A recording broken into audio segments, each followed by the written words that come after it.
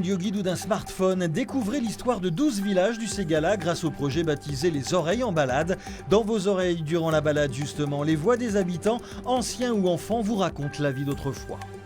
Il y a très longtemps, 3 petits lutins vivaient dans les anciennes pierres des canalisations. Le pouvoir des lutins, c'était de rendre l'eau miraculeuse. Il suffit d'un smartphone pour lire un code QR et pour télécharger la légende de la fontaine, lue par les enfants, ou son histoire racontée par un habitant. Et tu te rappelles quand tu allais chercher l'eau là pour les chambres d'hôtel? Oui, on n'avait pas encore l'eau courante. Quand je suis venu ici, moi en 52, vous alliez chercher l'eau encore là-bas au Grifoul. Ce qui est innovant, ça semble assez incroyable, mais c'est d'entendre les habitants qui vont raconter le monde rural d'autrefois, d'avant les années 50, c'est-à-dire d'avant les 30 Glorieuses, sachant qu'en 30 ans, le monde rural a évolué à une telle vitesse que on est en train de perdre, si on n'y fait pas attention. Bientôt, on va se retrouver devant un petit patrimoine du genre les fours à pain, les puits, les croix là, aux croisées des chemins. On ne saura même plus à quoi ça pouvait bien servir. Comme ici, à Sauveterre de Rouergue, ce travail, outil indispensable pour ferrer les vaches, un ancien du village raconte son fonctionnement. Elles étaient attachées, il y avait une barre devant, elles étaient attachées par les cordes, sur le devant.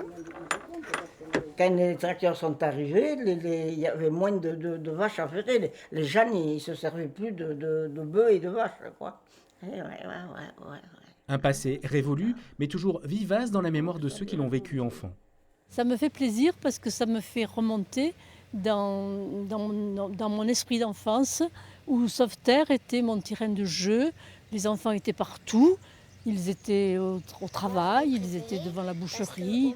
Et il me semblait, quand j'étais gamine, que le monde était comme ça et qu'il n'allait pas changer.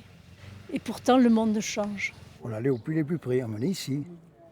Et pour la toilette, on allait au terron, on portait les seaux, parce qu'il n'y avait pas de douche, il n'y avait pas d'eau ici. Outre l'aspect historique, l'intérêt c'est aussi de voir le chemin parcouru depuis l'après-guerre. Après, il y a eu les douches et l'eau courante dans toutes les maisons, quoi. Ce que j'ai aimé, moi, c'est la parole des anciens qui nous communiquent leur vécu de leur temps. C'est ce qui m'a le plus intéressé, parce que je trouve qu'il y avait beaucoup d'ingéniosité à l'époque. Il fallait se débrouiller beaucoup plus que maintenant. Maintenant, on a tous les outils à portée de main. Des outils comme des QR codes, des audioguides, des smartphones, des sites internet qui permettent par exemple de préparer votre balade en Ségala en toute simplicité.